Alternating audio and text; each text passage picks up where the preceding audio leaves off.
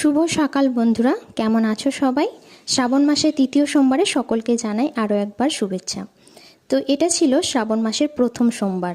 প্রথম সোমবার বলবো না, রোববারের দিন এই চুড়িগুলো আমার হাজব্যান্ড আমাকে এনে দিয়েছিল।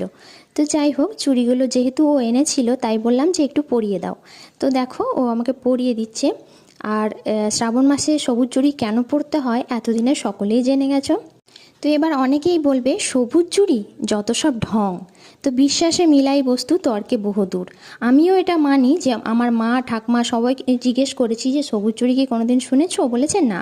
কিন্তু সোশ্যাল মিডিয়ার যুগে এখন দেখতে পাচ্ছি এটা ট্রেন্ডিংও বটে, আর এটার বিশেষ একটা কারণও আছে। তো সেই জন্য আমিও পড়েছিলাম। আমি এবছর না, আমি পড়েছিলাম আগের বছর।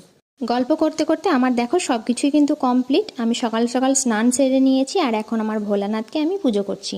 তো ভক্তি ভরে পুজো কিন্তু আমি সবসময়ই করে থাকি, আর আমার বাড়িতেই কিন্তু শিবলিঙ্গ আছে একটা ছোট্ট, আর সেখানেই আমি জল ঢালি।